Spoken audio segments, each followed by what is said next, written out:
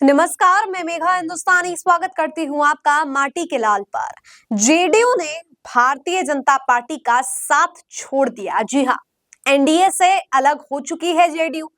लेकिन ये ना ही बिहार में हुआ है, ना ही दिल्ली में हुआ है।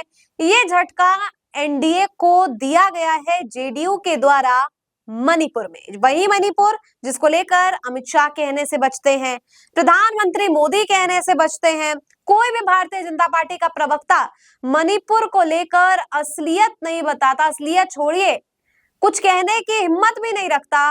उसी मणिपुर में अब जेडीयू ने एनडीए का साथ छोड़ दिया है।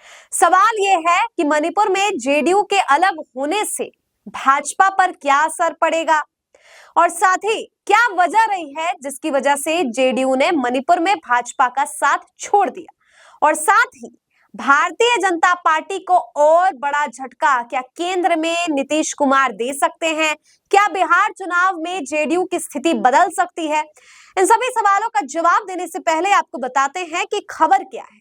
जेडीयू ने मणिपुर में धोखा दिया है, या आप जैसे भी समझ ले इसको, भारतीय जनता पार्टी का साथ छोड़ा है, पलट गई है, या ऐसे भी समझा जा सकता है कि जो घमंड भारतीय जनता पार्टी का है उस घमंड को चुनौती देने का काम यहाँ पर नीतीश कुमार और उनकी पार्टी ने किया है। कैसे चैलेंज किया है, ये चुनौती कैसे दी गई है वो आपको बताते हैं। चुनौती इस तरीके से दी गई है कि मणिपुर में जो 70 सीटें पे असेंबलीज है, जिसमें से कहा जा रहा है कि इन 60 सीटें, माफ कीजिएगा, 60 सीटों में 32 सीटें तो खुद बीजेपी के पास अपने बल पर है। ऐसे में बीजेपी को किसी भी पार्टी की जरूरत है नहीं बहुमत में रहने के लिए, क्योंकि बहुमत का आंकड़ा तो भाजपा अपने दम पर ही आगे कर रही है या पार कर रही है। जेडीयू के पास कुल 6 सीटें थी और 6 सीटों पर अपना समर्थन वापस ले लिया गया है। लेकिन सबसे चौंका देने वाली बात है दोस्तों कि तीसरी सहयोगी दल है मणिपुर में जिसने भारतीय जनता पार्टी से अपना सहयोग वापस लिया है।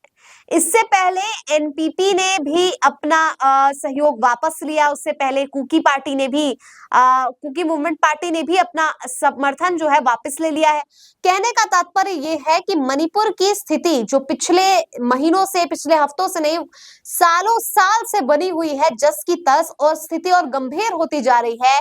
एन बीरेन सिंह को दवायर की रिपोर्ट जो आई थी एन बीरेन सिंह के संदर्भ में, वो भी मैंने आपको बताया था। जो लोग पकड़े गए थे उसे सौंपने के लिए अमित शाह का कॉल भी आया था बीरेन सिंह को, लेकिन फिर भी उन्होंने नहीं सौंपा था अपनी राजनीतिक कारणों के कारण।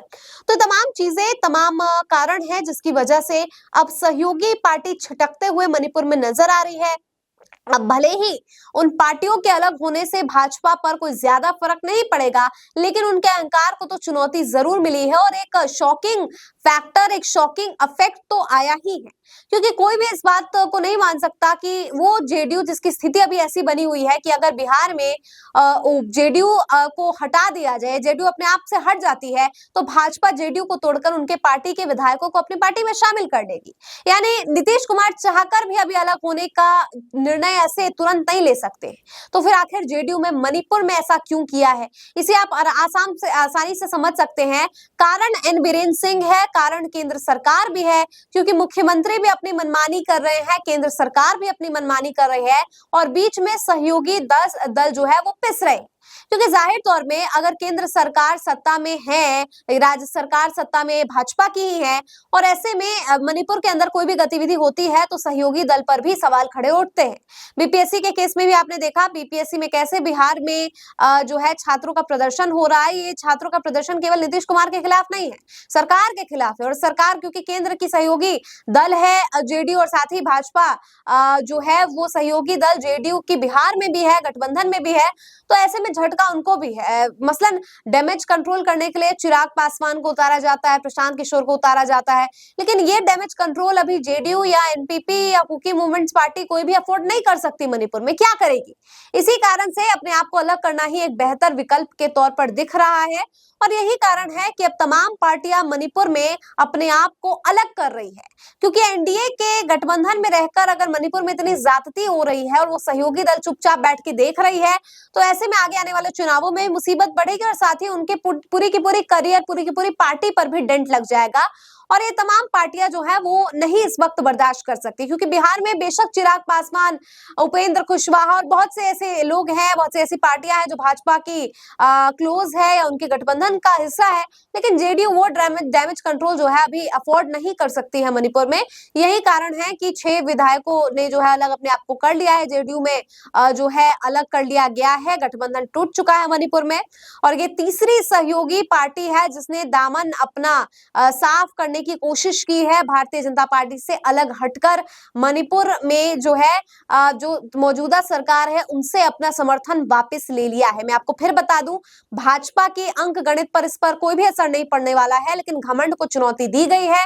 और सबसे दिलचस्प ये है कि मणिपुर में समर्थन वापस ले लिया गया है, तो दिल्ली और बिहार में ये चीज कब होगी? साथ ही केंद्र सरकार को क्या नीतीश कुमार आगे आने वाले समय में झटका दे सकते हैं? आपकी क्या राय है इस पूरी खबर पर? कमेंट करके बताइए। मुझे दीजिए इजाजत, देखते रहिए माटी के लाल। धन्यवाद।